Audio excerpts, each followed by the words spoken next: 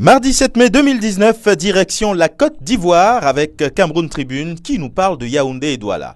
On s'attaque au désordre urbain, titre le journal. Alors que le phénomène s'amplifie, la bataille a été ouverte par les autorités administratives et municipales. Des mesures de restriction liées notamment à la circulation des mototaxis sont prises dans ces deux métropoles. Paul Biya qualifié de tweetologue avec mutation. La liberté doit servir des causes justes, on peut parfaitement s'exprimer sans dresser des barricades, sans détruire, sans saccager. Et le journal qui reprend quelques tweets du numéro 1 camerounais. Réputé taiseux, le chef de l'État est désormais hyperactif sur les réseaux sociaux. Pour quel impact se demande et commente le journal. Hajj, la question qui fâche à la une du quotidien Le Jour. Le jeûne du Ramadan a commencé hier dans un contexte marqué par la hausse du coût du voyage en Arabie Saoudite. Et le journal L'économie, lui, de s'intéresser à l'affaire Nextel. Le Vietnam met le Cameroun dos au mur. En des mots clairs, l'envoyé spécial du premier ministre vietnamien, vice-ministre des Affaires étrangères, a présenté la position de son gouvernement à Joseph Diangoute hier. Au Gabon, il faut que ça cesse, nous dit l'Union concernant la santé et plus précisément la gestion des hôpitaux publics. La ministre d'État à la Santé, Denise Mekamne, n'a pas vraiment pris des gants hier pour dénoncer nombre de pratiques en cours dans les hôpitaux publics où, depuis 3 semaines, ne sont plus assurés de prestations au profit de patients CNAMGS. Au Togo, avec Liberté, il est question de crise politique et répression des manifestations. La trentaine de morts dans les oubliettes, impuissant face aux braqueurs, le régime se défoule sur les opposants, commente Liberté.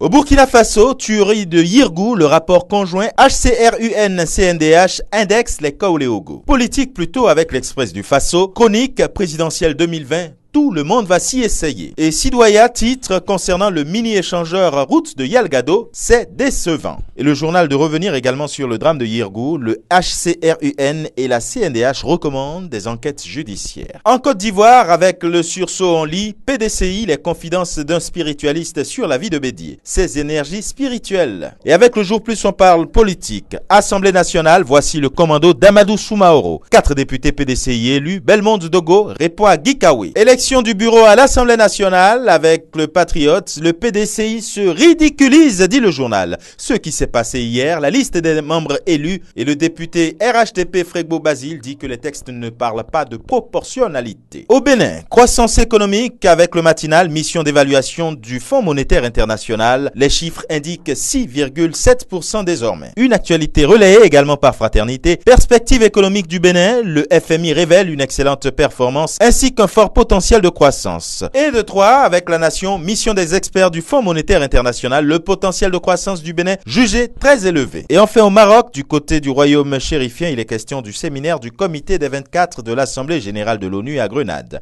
L'ambassadeur représentant permanent du Maroc auprès de l'ONU expose les fondements historiques, juridiques et politiques de la marocanité du Sahara.